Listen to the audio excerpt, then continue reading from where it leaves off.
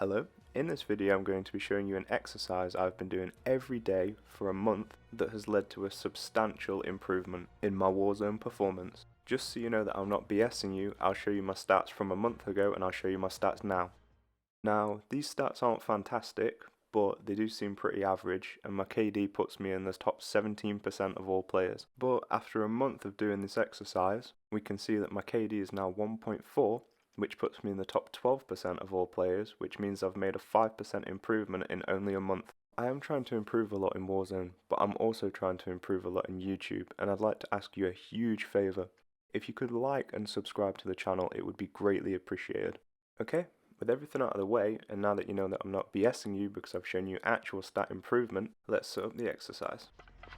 Okay, so the first thing you're going to want to do is set up a private match. Once you've done that, I'd advise picking Shoot House as the map, as I feel that it has the best flow for practicing all of the necessary skills to get better. For the game mode, we're going for free for all. In game rules, we're going to set it so that the time limit's unlimited and the score is 100.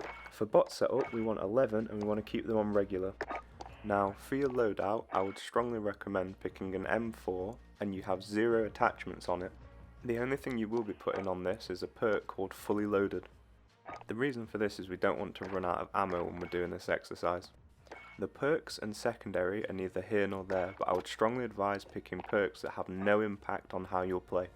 For example, you wouldn't want to pick something like Double Time or Amped because you don't spawn with those abilities and you'll get a false sense of security when it comes to how far you can sprint and how fast you can swap weapons at the start.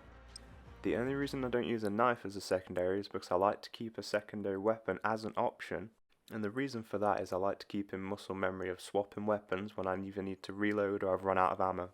Okay, so the first thing I actually do once I load in is I unplug my headset from my controller so that I can't hear any game audio, and then I put on some music.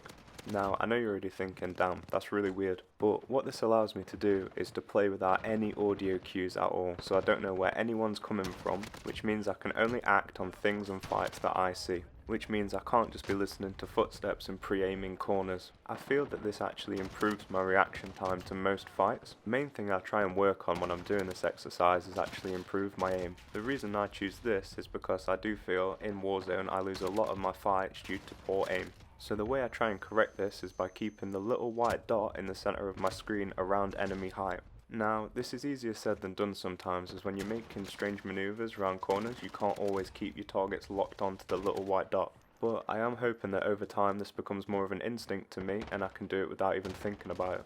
Another thing that I like to try and work on is my slide cancelling. Whilst I will admit I can't actually use slide cancelling in combat because I don't have a Pro, Scuff or Battle Beaver controller, I do feel like slide cancelling is still very important for moving around the map. The reason that I can't use it in combat is because I do not play Claw, and because I don't play Claw it means that if I want to slide I have to press the circle button, which in turn means I'd have to take my thumbs off my aiming sticks, which means when I do get into my first slide I can't actually control my aim. Because I can't use slide cancelling in combat, what I try and do to compensate is I try and jump around and bunny hop around corners so that I can still aim while being a harder to hit target. So in essence this is everything that I try and work on once a day. Now, this exercise only takes about 10 to 12 minutes to complete, so I would strongly encourage, if you want to get better at Warzone, to give this a go, even if it's just for a week. If you do decide to give this a go, leave me a comment down below of what you'd like to improve on, because I'm really curious at what everyone wants to get better at in this game.